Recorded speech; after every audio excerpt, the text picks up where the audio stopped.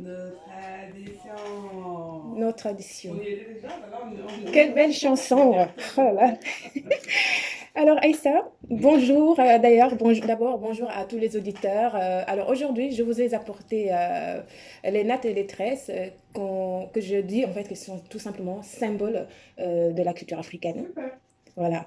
Alors, il faut savoir qu'en fait, la plus vieille coiffure au monde, recensée par les historiens, les chercheurs, sont les nattes et les tresses. Leur existence apparemment daterait en fait de l'âge de pierre et ont été trouvées sur le plateau, oui, du Tassili dans la région du Sahara en Afrique. Alors, leur vieillesse est démontrée par deux statuettes très connues. Nous avons celle de la Dame de Brassempouy et celle de la Vénus de Willendorf, qui daterait de 22 000 ans avant notre ère.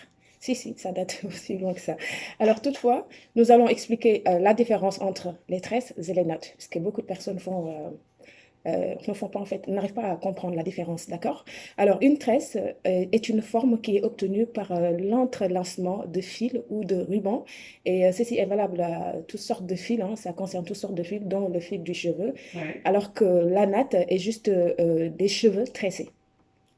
D'accord? D'accord. Alors, par contre, les modèles de coiffure ancestrales africaines symbolisaient de ribambelles concepts concepts sociaux, pardon, tels que la spiritualité, la parenté, l'ethnicité, l'âge, les statuts sociaux, ainsi que d'autres choses liées à l'identité de la personne.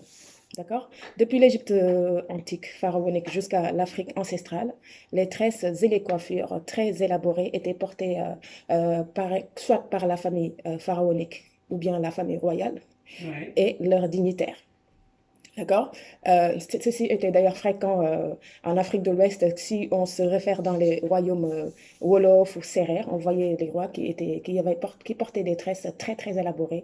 Et là, tout de suite, on sait Même que... les hommes ont porté d'ailleurs. Si, si, si, si. Alors aujourd'hui, si tu es homme, tu es tresse. On va D'ailleurs, t'exploser. des chercheurs ont trouvé hein, des momies de famille royale pharaonique Ouais. avec des fils d'or en fait sur les tresses chez les femmes. Donc la coquetterie africaine ne date pas d'aujourd'hui. Ah, mais tu Et verras. j'attends juste quelqu'un qui vient me dire que les tresses africaines ne sont pas d'origine africaine. Alors bref, les tresses et nattes africaines ont traversé aussi l'âge hein, et perdurent jusqu'à aujourd'hui en Afrique et dans sa diaspora. Je cite les Antilles, les Amériques et j'en passe. Mais cependant, il faut noter que les tresses et nattes symbolisent plusieurs dimensions. D'abord, nous avons la dimension esthétique, hein, je peux rajouter aussi celle de dimension sanitaire, parce que dans les premières grandes civilisations africaines, telles que l'Égypte antique, ou bien encore la civilisation Nok, qui datait de 1500 ans avant notre ère, qui était au Nigeria, basée au Nigeria jusqu'au dernier royaume africain, chaque population a sa particularité de tresse. Hommes et femmes portaient différents types de coiffures tressées, dont les tresses collées ou tresses simples. En fait, il y a toute une ribambelle de tresses aussi jolies les unes que les autres et différentes. Et en fait, oui, il faut savoir aussi que sur les tresses élaborées, ils utilisaient beaucoup de types de métaux, de l'or, Ça les de fils. plumes, de coquilles Ouais, les coquillages. pour la décoration, pour Ouais. l'illustration Ouais. tu vois. Et en fait, les tresses aussi comportent aussi de nombreux modèles, comme je disais en amont. On peut les porter courtes, longues, très longues, en chignon, en natte couchée, pendant, en fait, il y en a des ribambelles. D'accord? Ensuite, nous avons les tresses et les nattes qui apportent en quelque sorte hein, des soins à la texture Ouais. du cheveu d'où on parle des cheveux crépus. Elle les aide aussi à pousser très vite et à s'allonger afin de faciliter le peignage ou bien la coiffure. Disons que les tresses africaines sont de véritables moyens de coquetterie chez les migrants africains. Alors ensuite, nous avons la dimension sociale. Il faut savoir que les tresses africaines représentent une communication culturelle non verbale. Plus la coiffure est élaborée, plus la personne qui la porte est C'est un haut point placée dans la social, société. d'accord, Voilà. ok. Et si nous prenons par exemple, si nous prenons l'exemple de certaines populations africaines, les enfants par exemple ne portaient pas de tresse, mais ils pouvaient laisser juste une mèche de cheveux sur la tête. Alors que d'autres par exemple, D'autres, par exemple, les cheveux et la coiffure de la femme adultère, hein. On lui rasait complètement la tête, en fait, pour la Ça punir. existe toujours dans certaines Ah cultures. bah merci de le Ça, ils préciser. l'ont gardé, là. Pour te dire que les tresses étaient très importantes dans les sociétés. Et ce fut aussi le cas, en fait, de certaines femmes pendant la colonisation. Les femmes qui étaient maîtresses des Occidentaux, il y en avait beaucoup qui étaient rasées pour montrer que bah, celle-là, il faut la punir, quoi, en fait. Tout le monde sait ce qu'elle a fait.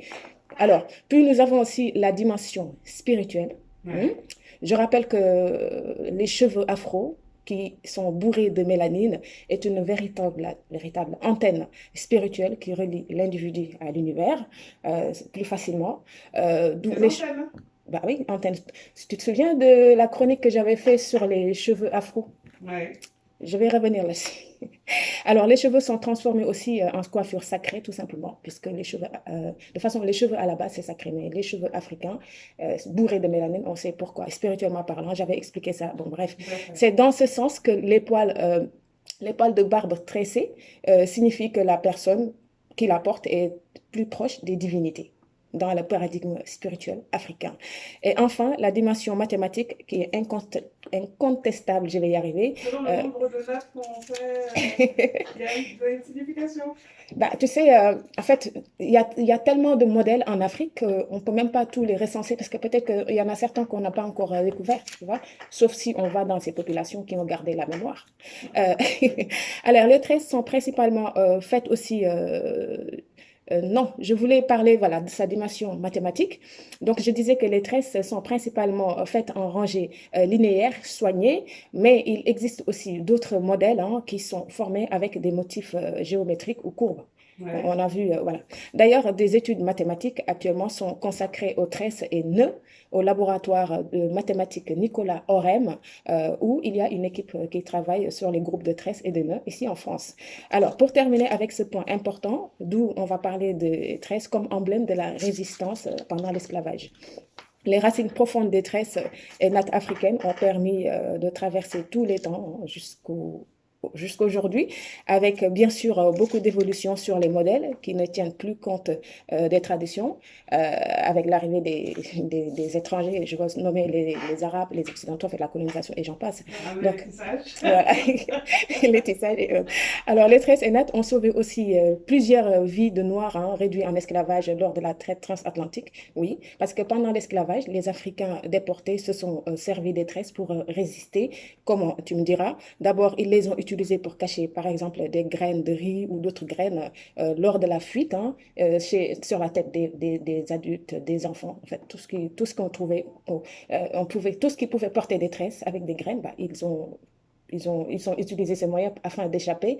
Et une fois qu'ils arrivent sur place, bah, ils pourront vivre ailleurs, Comment loin. semer? Loin, oui. Ah, c'était le grenier, Si, les si, cheveux. si, si. Bon, il Et, reste 30 secondes. et grâce au... ouais, bon, 30 secondes, bah, C'est dommage. tant pis, c'est dommage. C'est pas grave, ce n'est que partie remise. Je laisse les auditeurs sur leur faim. La suite Et sur Internet. voilà, sur Internet. Et puis, je vous donne rendez-vous mardi prochain. Merci beaucoup, Djambaï, pour ce moment d'évasion. C'est trop bien.